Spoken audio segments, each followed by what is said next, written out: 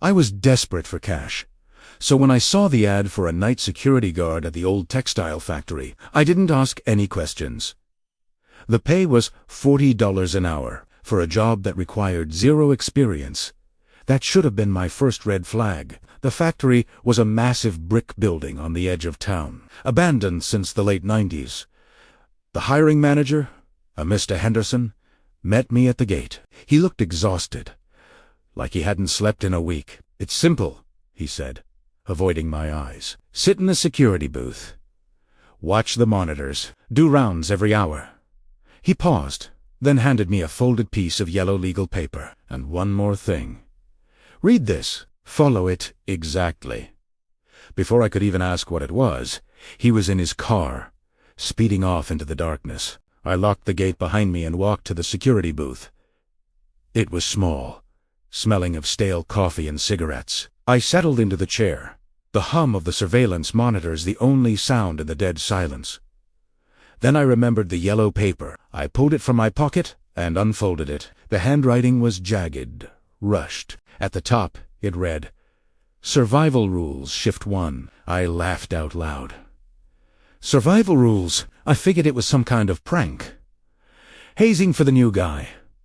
But then I started reading. Rule 1. Lock the booth door immediately. Do not unlock it until 6 a.m. No exceptions. I glanced at the flimsy lock on the door. I turned it. Click. Rule 2. The monitors will flicker at 12 a.m. Do not look at monitor for when this happens. Rule 3. If you hear tapping on the glass, do not look up. Continue working. Rule 4. There is no janitor employed here. If you see someone sweeping in the hallway, turn off the lights immediately. Rule 5. If the phone rings, answer it. If there is static, hang up. If there is a voice, listen, but do not speak. I tossed the paper aside. Creepy, I muttered, but I kept the door locked. Just in case. The first hour was dead boring. Just empty. Then, the digital clock on the wall hit 12 a.m. The lights in the booth buzzed, and every monitor blinked with static. I remembered the notes. Rule 2. Don't look at monitor 4. My eyes shot straight to it. Monitor 4 showed the main production floor. It was empty. Just big machines covered in tarps. "See?" I said to the empty room. "Just a prank!"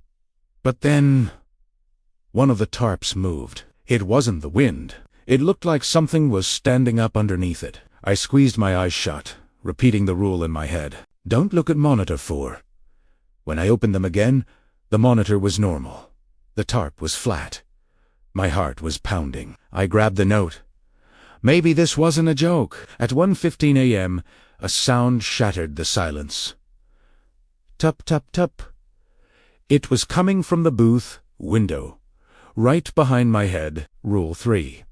If you hear tapping, do not look up. The tapping got harder, louder, like a coin or a long fingernail against the glass. Every instinct screamed at me to turn around. I just stared at the yellow paper, focusing on the ink. Go away, I whispered. And just like that, the tapping stopped.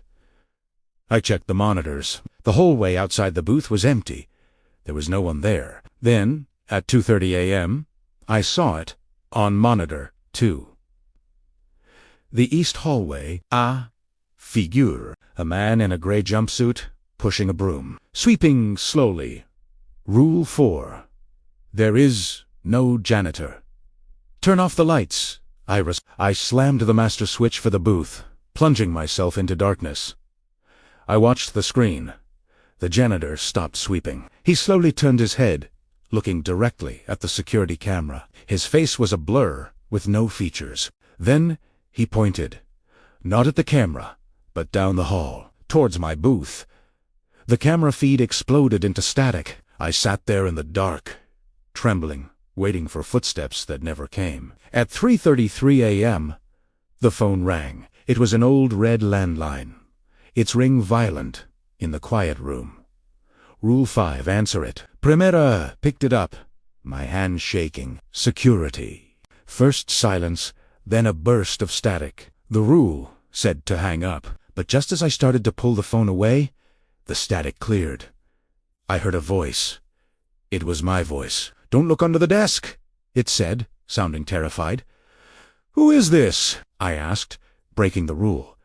I said, "Don't look under the desk." The voice screamed. The line went dead. I sat there, frozen. My legs were under the desk. I felt a cold draft swirling around my ankles. The urge to look was an itch in my brain. Was something down there? I remembered Rule 5 again. Listen, but do not speak. And it hit me. The rule didn't say anything about not looking under the desk. The voice on the phone. That wasn't a rule. That was a distraction. I slowly, carefully, pulled my legs up onto the chair, hugging my knees to my chest. And then I heard it. A soft, wet breathing. Directly underneath my chair. Something was down there. I didn't.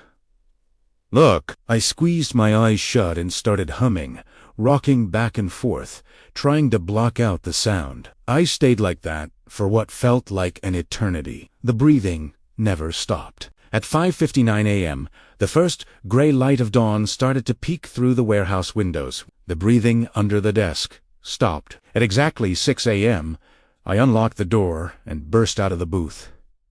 I didn't look back. I ran. Mr. Henderson was waiting at the main gate.